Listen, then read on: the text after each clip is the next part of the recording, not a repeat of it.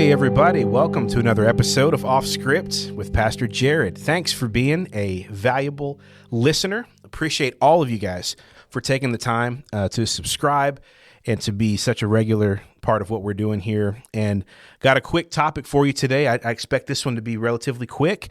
I've seen it pop up a lot on comments on social media, and nobody submitted this. It's something that I saw myself. I saw it pop up a bunch as I'm kind of scrolling around. A lot of times it'll be on, anytime there's a negative news story that's run about a church or a pastor or something from a mega church often is posted, maybe something about Joel Osteen or something like that. You will see a lot of comments down below that says something to the effect of, and this is why we need to tax churches. That's why we need to tax churches. Hashtag tax the churches.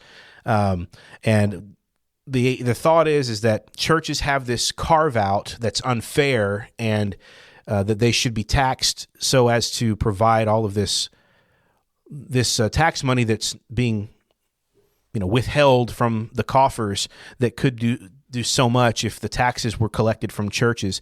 And so I wanted to just kind of talk about this for a second, because I think there's some misconceptions and maybe not, but I want to just give a brief rundown of why churches are not taxed. And it's not really very complicated. And you may not even like the answer, but I'm just going to give it to you. A couple of things. So first thing when I think about this is I notice a lot of people are confused about whether pastors are taxed versus churches are taxed. And I just want to speak to that real quick, because I am a pastor, so I can tell you pastors are taxed. Pastors pay income taxes and all the other taxes. There's just because of the existence of a housing allowance, which I'll explain in a second, there's a misunderstanding about how pastors are paying taxes. So just want to start by saying, pastors, whether you're ordained or just church staff, everybody on a church staff, from the senior pastor to the maintenance crew to everybody in between, are all paying taxes. Every single person is paying taxes. You have an income bracket based upon your income, and you pay taxes for that bracket just like any other American citizen. Okay, I pay property taxes on my home just like you do. So there's no difference there. I pay sales tax when I buy stuff at the store. It's all the same. The confusion on that comes when people think that you're not taxed because there's this thing called a housing allowance, which sort of goes back from it's kind of a holdover from the days of the parsonage. And so there's a calculation that the IRS uses with clergy members, and it's from any denomination, Catholic, Protestant. If you're an ordained member of clergy, you can do this. You don't have to, but you can, and it's that you can count the money that goes toward your house, which would for most people just be like your mortgage or your rent. So that can be tax-free. So if you have, let's say your income, I'll just make up a random income of like $80,000, and let's just say your mortgage is, I don't know, $1,000 a month, which would be great. That would be really great. Let's just say, just for round numbers, that's what it is. So $12,000 a month or a year would go toward your mortgage, so you could claim that as tax-free income. So in that case, if you made 80 but your mortgage was 12,000, it would be 68. The government would tax you as if you made $68,000 a year instead of 80. That is a perk. All right, so that I recognize that. That's a perk, and that's a benefit of being ordained, and which is why it's good for pastors to be ordained if you can be. However, there is one downside to it that I don't know that it's a wash or not, but when you become ordained, the IRS also treats you as a self-employed contractor, and so you pay double for your Social Security taxes. So You're not. You have to pay for what you withhold, and then you have to pay for what your employer would withhold. So it's, to get in the weeds, it's not FICA, it's SICA, but basically that's what that means. So if you're a self-employed contractor, kind of yourself, you know what that's like, but that's how you get treated. Even though you file a W-2 and you're on staff at a church, that's what it's like as an ordained pastor. I don't really know why that is. I just know it is. So you do have to pay that 15% Social Security tax. That's double from what your normal W-2 employee would pay. Whether that's a wash or not, I don't know, but that's kind of a negative, but the housing allowance is a positive. So anyway, all that, you probably don't care about anything I just told you. All that's just to say, a lot of people are really confused about pastors thinking that they're tax-free because churches are tax-free. That's not true. Okay, pastors are not tax-free. Are churches tax-exempt? The short answer to that is yes. Yes, we are. Churches are tax-exempt. But that's also true of every 501c3 nonprofit. So that would be true if anything's a charitable organization or a nonprofit of any kind, you are by definition tax exempt. So that should be true for St. Jude. That should be true for our friends at the Memphis Union Mission or One by One Ministries. As long as they're nonprofits and they're 501c3s, they're tax exempt. And that's true for local churches. So why would that be? And why would people be upset about that? So Kirby Woods does not pay property tax.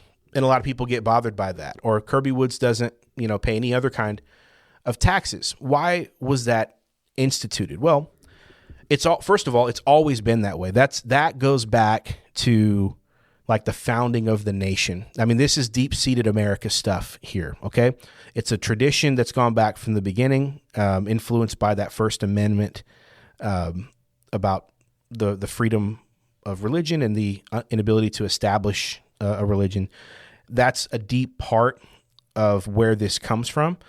But over the years, it's been defended mostly by everyone because the point of a nonprofit, the point of a charitable organization or a church is to provide a good to the community. It's to provide a benefit to the community. And so I'll speak for churches because it's what I'm a part of. Think about everything a church does. And when you step back from it, the theory is that it has an effect where it's actually money that the government wouldn't have to spend because charities spend money on a lot of things that help the community. It's like there's a relationship where the government says, we don't want to tax you because we want you to keep doing what you're doing because it's good for the community and it's money that we don't have to spend on all of these things.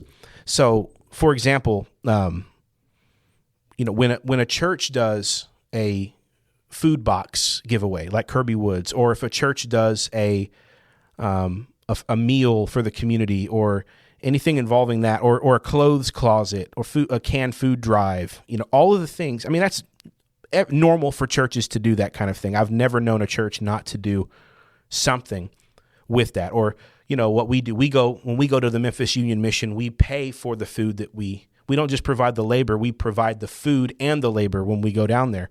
And so the government looks at that and says, hey, that's money you're willing to pay to just do a charitable deed for either the homeless or those that are down and out or those that might otherwise be rolling on to food stamps or might be, a net burden to the government. So thank you for doing that. Please keep doing that.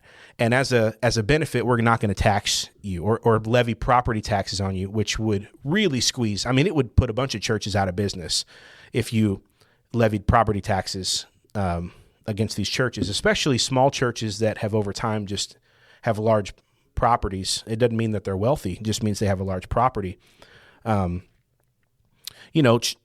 There's other things that churches do, like, for example, there's a lot of there's a lot of free counseling that goes on inside churches. A lot of people will come in and, members of your church for sure, but even others I've talked to that will come in and they'll have counseling with you. Well, that's money that those people don't have to go out and spend somewhere else or go to some government program. And so the government says, hey, that's good. It's helping with their mental health. And just as we saw this at COVID, I think one thing was proven during the COVID era was that when churches were closing down, there was a lot of increased levels of depression. There was a lot of increased anxiety in the community. A lot of people who were used to going to church stopped going, and they kind of got despondent or, began rolling on to different forms of medications. And there was a mental health deficit because you don't know it till it's gone, but the millions of people every Sunday that go to a church or a cathedral or a mosque or anything like that, a synagogue. Well, I would obviously prefer them to come to a church, but understand I'm talking broadly as a 501c3. All these things provide a degree of mental health boost to people. And so the government sees that and they recognize that this is a good, if you can't just, take religion away and expect there not to be a crisis in people's worldview. And so they want it to be there. They want it to happen and they want to support the continued existence. And that's not just churches, it's nonprofits. I mean, would the world be better or worse off if One by One Ministries or the Memphis Union Mission didn't exist, right? So, or St. Jude. I mean, you want to let them keep doing what they're doing. That's the point of having it. Keep going. We don't want to hurt you. We don't want to hinder you. We want you to keep doing your mission. There's so many, educational programs and health services and social support, charity, all of these things that are done by nonprofits and churches that they just think, hey, let's not levy a tax burden on them. They're pulling their weight in the community, and we try to let, I know a lot of churches do this, especially large churches will let other things meet in their building, as a service. Like we at Kirby, we let International Paper bring their, 1,000 employees over. Really, anytime they ask, we let them. Chick-fil-A will have meetings in our building if they ask. And we've had certain things with school boards. And, if anyone asks, we try to accommodate because of that, we want to be a good member of the community. And so those are all part of it. So that's a general take. And I understand why people start feeling this way when they see the egregious examples of these massive church facilities that are so huge and they think, come on, or the opulent wealth of a megachurch pastor that is flaunting their wealth on TV, or, they're flaunting their clothes or their jets or their extravagant book deals or they're, I understand why people get upset about those things and they think, come on, we're giving these people a break. They need to pay, I get my mind around that. But in general, that's not how 99% of it is. And the world, America, is a better place because nonprofits and charitable organizations and churches exist. And it would be terrible to just flip over and begin levying these massive property taxes on these places that are mostly just, your average church, your average nonprofit is close to breaking even. That's what they try to do. They pay themselves, but they don't stockpile money. You don't exist for shareholders. You don't exist for stock value. That's what it is to be a nonprofit.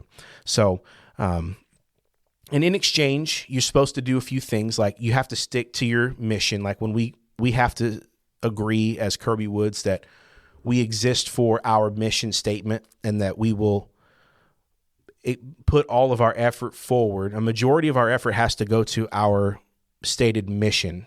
And we have to agree. I think I signed somewhere on a document recently that what percentage of our activities go to political lobbying? And I was like, 0. I've never done any political lobbying, but apparently you can't do that and be tax exempt, which, okay, that's fair. We aren't doing that anyway.